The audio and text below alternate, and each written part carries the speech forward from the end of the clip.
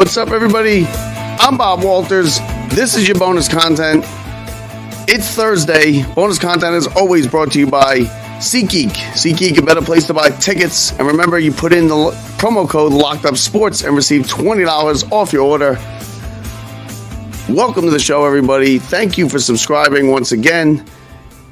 It is Thursday. It is now 4 days after the Mets have been eliminated. And I feel it's time now for that I could come on and talk rationally about it. If I came on Sunday night after the game or Monday after the day after, it would not have been very rational. It would not have been reasonable.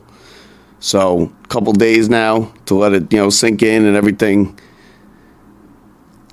I can now talk about it rationally and see where we are going forward as Mets fans. I'm going to do a quick little recap and then a quick little looking forward for you here. First, thank God the Giants and Jets are good. Otherwise, we'd be screwed here until, whenever. Well, we got the Yankees, but, we will talk Yankees. We will. You saw we had Sweeney Murdy on. We're going to talk Yankees playoffs. That's going to be a big part of our shows with the football going forward. But this bonus content right here, this is for my Mets fans who are, I'm guessing, just as pissed off as I am. First off, I want to blame the fans. Shame on the fans. They were empty seats. A lot of you saw, I put a tweet up with a picture of the empty seats. It was actually picked up by a couple publications, and it was on TV.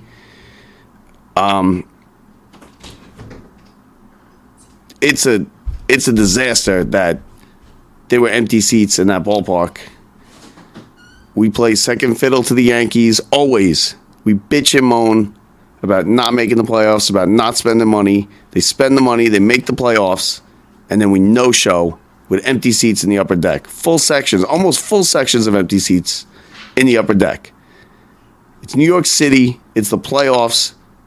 Empty seats are unacceptable. Now, the Mets are to blame partly for this because they way overvalued the price of the tickets.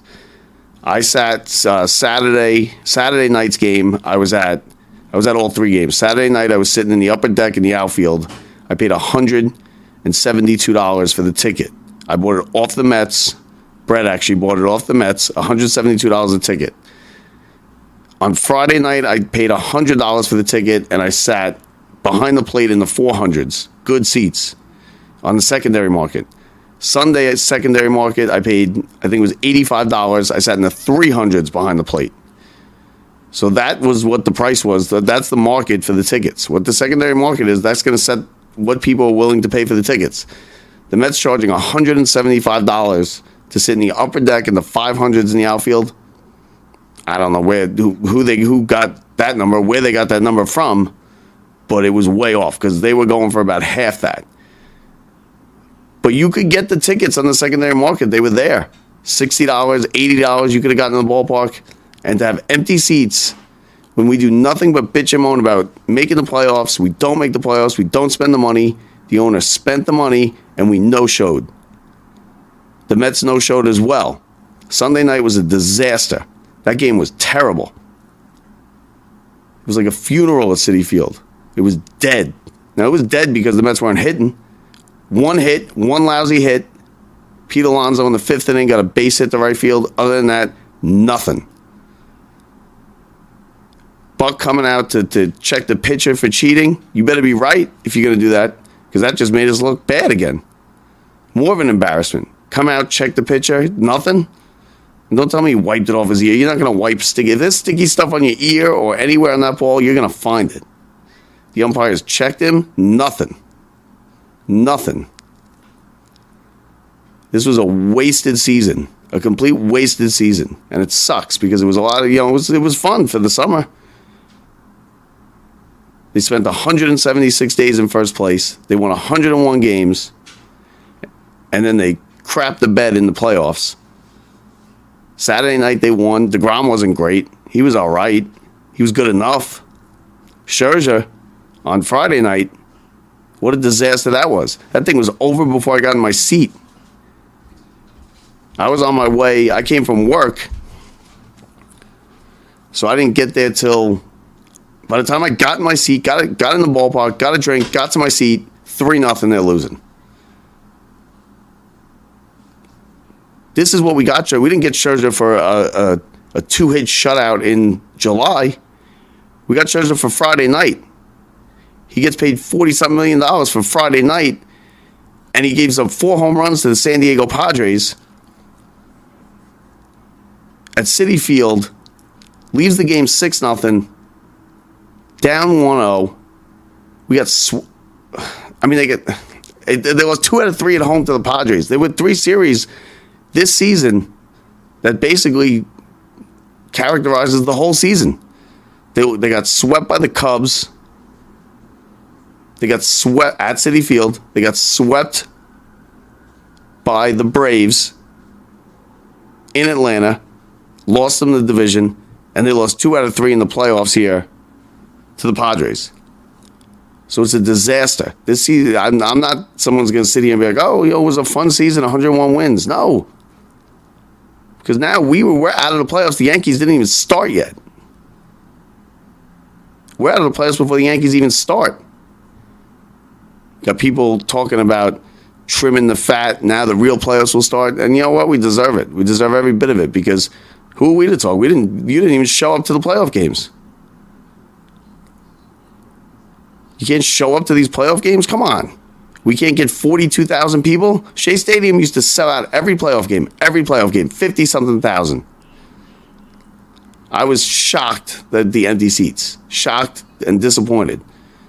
So number one, I'm disappointed in the fans. Because we talk a good game. We want to be somewhat level with the Yankees. And then we don't show up to the playoffs. It's not like something with the Yankees where we're in the playoffs every year. And we'll show up for the NLCS. We'll show up for the division series. We don't make the playoffs very often.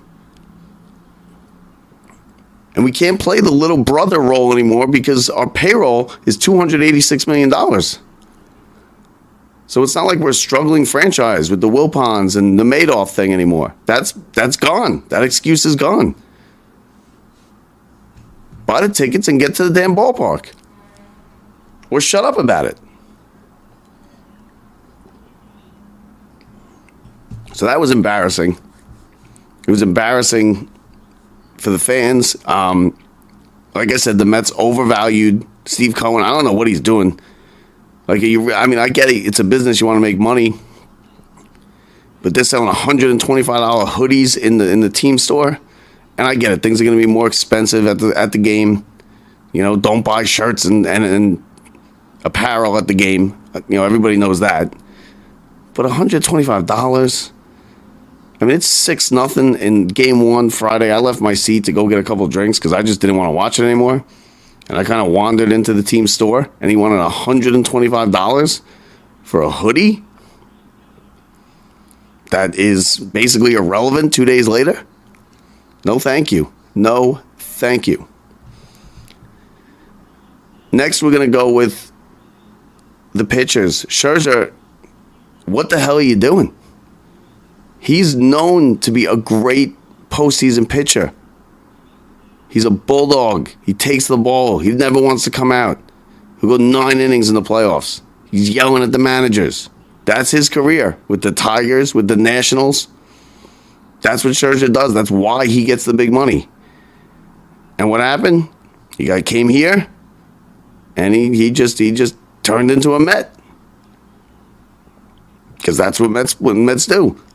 They make great players not great anymore. And I'm not saying Scherzer's not great. He is great. He's a first ballot Hall of Famer. But in the time we needed him, not great. 6 runs, 4 home runs. He never gave up 4 home runs in his life. Gave up 4 home runs Friday night. So that was a disaster. The offense all year would go into these slumps where they just couldn't hit the water if they jumped out of a boat. And that's what happened on Friday night, and that's what happened on Sunday night.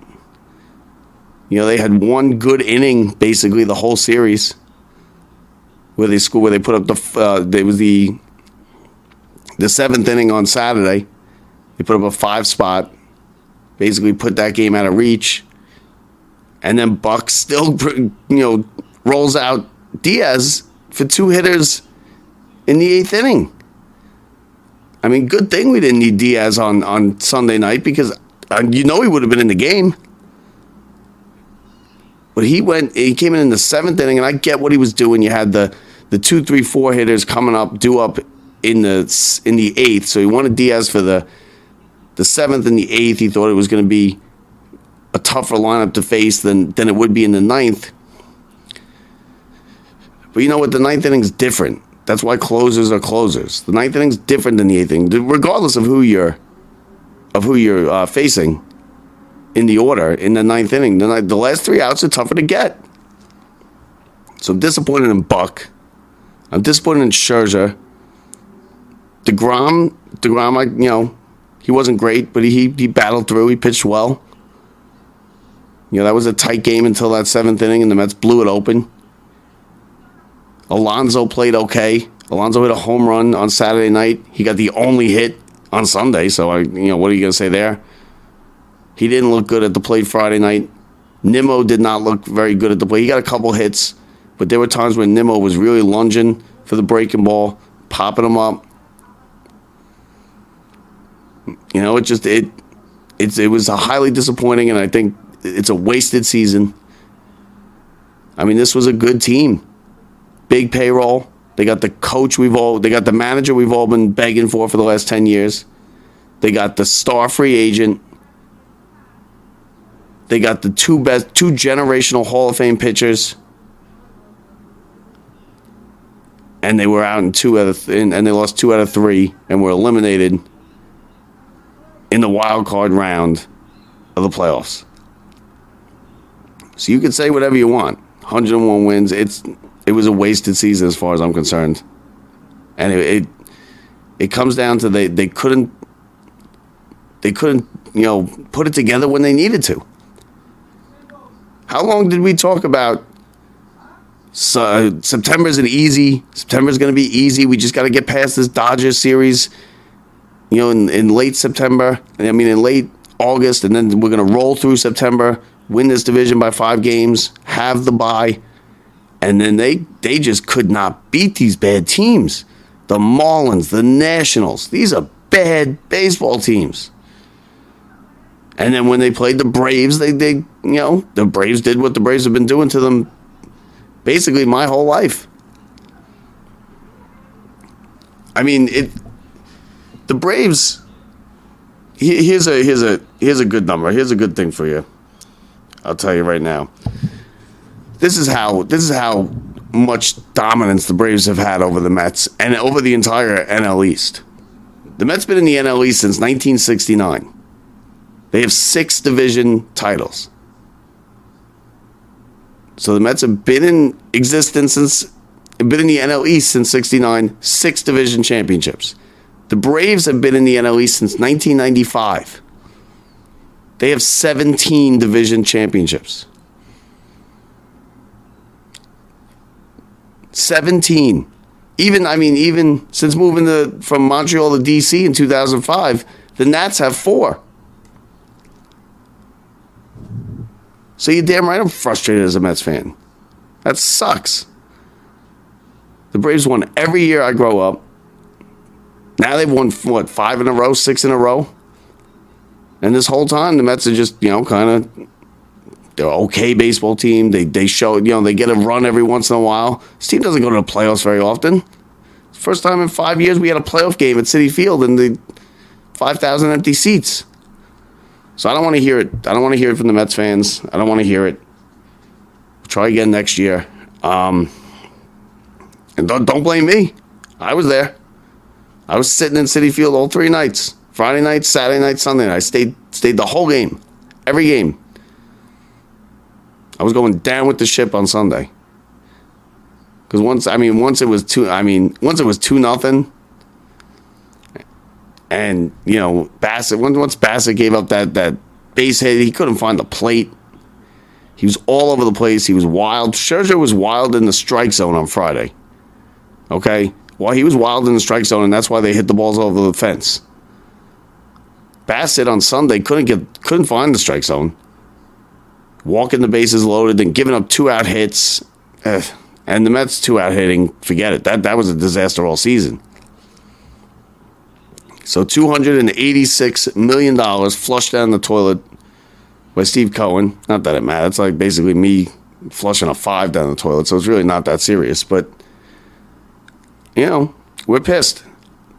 Supposedly, reports are that Steve Cohen's having lunch this afternoon with Theo Epstein. And if all goes well, he might be offered the president of baseball operations job. So I'll take Theo Epstein. Whatever he wants to do. If he wants to hire Theo Epstein to sell beers around the upper deck, take him. Because he's one of the all-time, executives. He's one of the all-time baseball people. He's basically the equivalent of like Lou Lamoriello in hockey, for you NHL fans. You'll know what I'm talking about. And now this team's going to look different next year. It's going to look different. We got a lot of free agents. The bullpen could look very different. I have a bad feeling about DeGrom. I think DeGrom's going to leave. Gun to my head, I would say DeGrom's going to leave. I just get that feeling with the way he comments on stuff. He announced way early that he was opting out, and I don't blame him for opting out. He's got a lot of money on the table. I'd opt out too. But it gives me a bad feeling about DeGrom. I don't think DeGrom's going to be back. I think one of the big free agents, one of the biggest things they got to go after, they got to get Nimmo. They got to get Nimmo locked in. Nimmo's a homegrown Met. He's he embodies the feel of the whole team. He hustles. He plays an excellent center field. He tracks everything down out there. He is a future Gold Glover, I think. He can hit.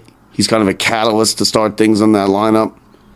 So I think Nimmo, obviously DeGrom, you could say number one, but Nimmo's right there. Nimmo's one. If DeGrom's 1, Nimmo's 1A. You got to get those two guys locked down. I don't feel good about DeGrom. Maybe you take another run at Conforto, who sat out this whole season. He got injured, whatever it was that happened to him. Maybe you take a run at Conforto and see if he's willing to come back. He might not be, because there might be a lot of bad blood there. But they got to do something. Listen, you got Alonso locked up. You got Scherzer locked up. You got Lindor locked up. They're going to be a good team. And it's no more second fiddle. It's no more money issues. It's no more nothing like that. It's just basically get the damn thing done. A lot of Mets talk about Judge. They're not getting Judge. Judge is going to either go to the Yankees, and if he leaves the Yankees, doubtful, he will probably go to San Francisco. He's clearly a Giants fan. He was a Giants fan his whole life. He even recognizes Bonds as the 73 home runs as the record. So not good from Mets land last week.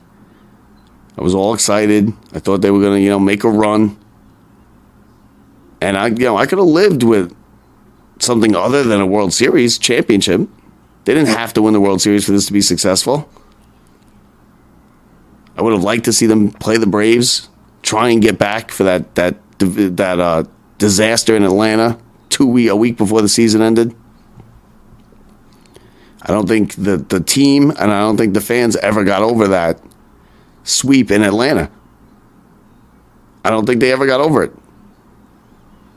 I thought maybe the Escobar 5 RBI game against the Marlins, where they had that big comeback, huge win, the great interview on the field after.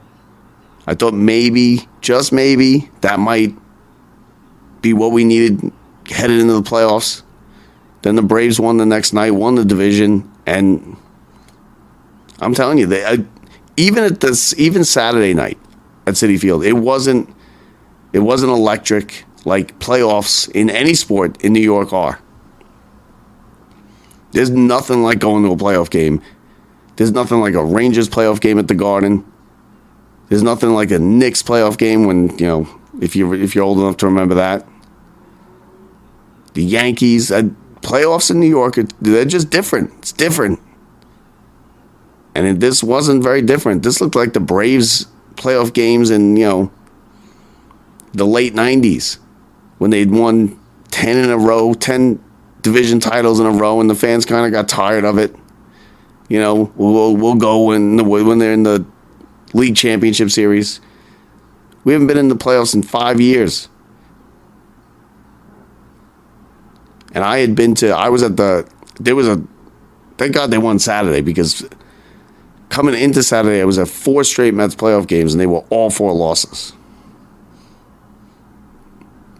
I'm sorry, 3. It was the World Series loss. I was in the ballpark.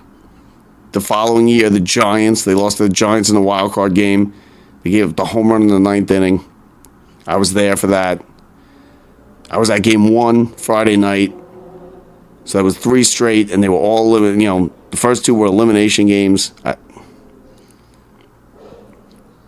It was bad. It was bad on Sunday night. Saturday night was not, it was a good crowd. It looked like it was pretty full for Saturday night.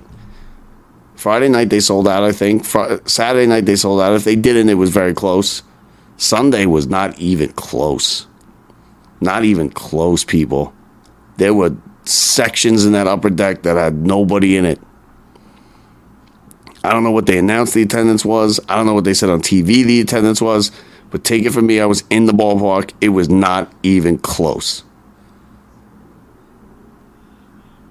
And I blame all of you guys, all the Met fans out there. I get it, you got stuff to do. It was a holiday too. It was Indigenous People Day on Monday. Christopher Columbus was a mega. I mean, if Christopher Columbus found America, you could have found your way to Citi Field. So we got a lot of work to do with the Mets. They got to get right to it. Nothing changing manager, nothing like that. Buck's our guy. In Buck we trust. In Uncle Steve we trust. Get these guys signed. Get the guys signed. Go after, bring somebody else in. The bullpen's going to look different. Seth Lugo can go. He's a free agent. He can go. He's old. Vogelback and Naquin, they'd see you for those 2. They were good for about a week after the trade deadline. And that was a big problem. The trade deadline was a problem. They didn't do anything. We were all ready. Let's bring them in. Get this trade deadline going. We knew what we needed. We needed help in the bullpen. And we needed another bat. And he got us Vogelback, Ruff, Naquin. Are you kidding me? Get Theo Epstein here. Get Theo Epstein here right now. Have yourself a good lunch with him today, please. Steve Cohen, and let's get him here. Because if I have to sit there, if I even read that they gave Tyler Naquin or Daniel Vogelback or Ruff even an offer, I'll be right back on here screaming and yelling again. So that's the post-mortem for the Mets. Again, I want to apologize that we didn't get the newsletter out last week. I had a lot going on with the games and with work. Working 12, 14-hour days, but no excuse. Won't happen again. So that's that. Stay tuned. We're going to have a quick Rangers preview as well in this bonus content. It's going to be bonus content because we missed last week. I don't want you to subscribe here for nothing. It costs you nothing, but I don't want you to subscribe for nothing. So we're going to make sure you get it. Also, we got Lance Meadow on the show tomorrow night. You can hear Lance on Westwood 1 with the college basketball tournament, but we're going to be talking to him about his Giants. He does the pregame, the halftime show, and the postgame show on WFAN for the Giants. He also has a couple shows on Mad Dog Radio on Sirius XM. So make sure you get on board there, download that. That's going to be a good show. It's going to be Giants. We're going to do plenty of Yankees. Yankees should beat the Guardians. I think the Guardians will steal one. It'll be 4 games. Dodgers lost last night, so a lot going on. We'll talk to you guys tomorrow. For the last time this year, let's go Mets. I'm Bob Walters. Thanks for listening. Thanks for subscribing. See ya.